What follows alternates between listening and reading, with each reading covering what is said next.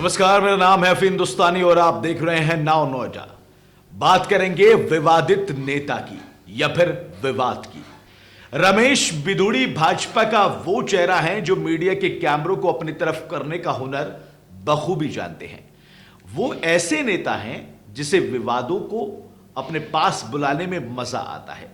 रमेश बिधूड़ी एक बार फिर से अब अपने बयान को लेकर चर्चाओं में आ गए हैं और दिल्ली विधानसभा चुनाव से पहले रमेश बिधूड़ी का बयानबाजी का दौर लगातार चल रहा है। अब बिधूड़ी ने फिर कुछ ऐसा बोल दिया है कि वो एक बार फिर से निशाने पर आ गए हैं।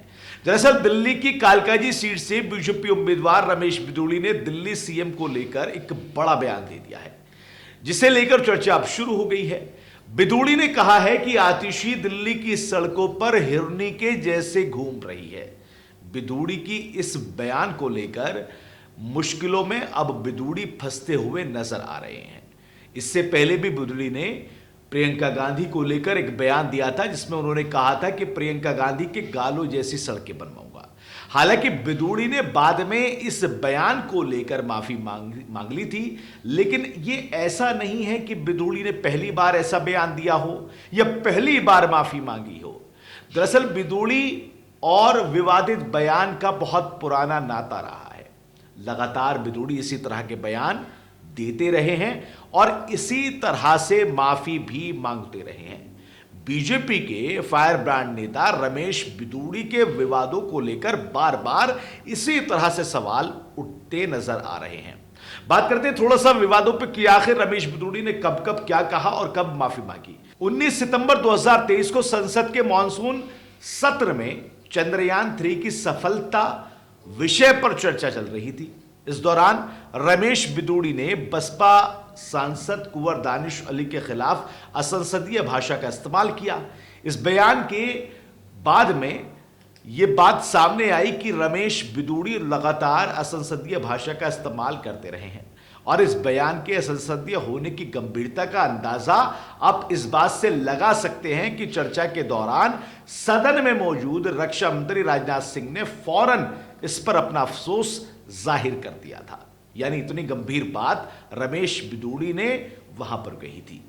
बसपा सांसद दानिश अली को कहे गए अपशब्दों को लेकर चारों तरफ से जब इनके ऊपर दबाव बना और बीजेपी ने अपने सांसदों को कारण बताओ नोटिस जारी किया, उसके बाद में तब जाकर यह मामला थोड़ा सा शांत हुआ था। कुंवर दानिश अली ने इस मामले पर प्रतिक्रिया देते हुए कहा था कि मुझे उम्मीद है कि मेरे साथ न्याय होगा और स्पीकर साहब कार्रवाई करेंगे। अगर ऐसा नहीं होता है तो मैं भरे मन से इस सदन को छोड़ने पर विचार जरूर करूंगा।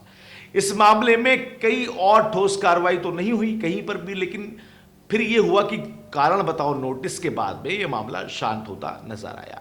लेकिन कुछ ऐसी मीडिया रिपोर्ट्स भी सामने आई जिसमें यह कहा गया कि रमेश बिधूड़ी ने लोकसभा की विशेषाधिकार समिति के आगे अपने बयान के लिए अफसोस जाहिर कर दिया था। और ऐसा भी नहीं है कि रमेश बिधूड़ी का नाम जो है पहली बार इस तरह के बयानों को लेकर आ रहा हो। विवाद और रमेश बिधूड़ी साथ साथ चलते हैं। 2017 में उन्होंने कांग्रेस पर हमला करने के लिए सोनिया गांधी के इतालवी मूल का मुद्दा उठाया था।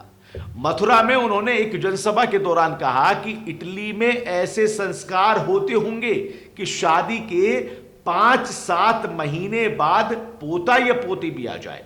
भारतीय संस्कृति में ऐसे संस्कार नहीं है। हालांकि बाद में उन्होंने इस पर स्पष्टीकरण देते हुए कहा था कि हमारे 5 साल का कार्यकाल पूरा होने से पहले हमसे अच्छे दिन का हिसाब आप नहीं मांग सकती। बिधूड़ी ने यह बात कांग्रेस की उस आलोचना का जवाब देने में कही थी जब सरकार बनने ने 2.5 साल बाद बीजेपी सरकार ने अपने वादे पूरे नहीं किए थे, तब जाकर यह बात उन्होंने कही थी। लेकिन सोनिया गांधी पर इस तरह की टिप्पणी करने के बाद रमेश बिधूड़ी उस वक्त भी विवादों में फंस गए थे। बिधूड़ी पर पहले भी संसद के अंदर असंसदीय भाषा और अशोभनीय कमेंट करने का आरोप लग चुका है। 2015 में 4 महिला सांसदों ने स्पीकर के पास जाकर उनके कथित बर्ताव को लेकर शिकायत दर्ज की थी।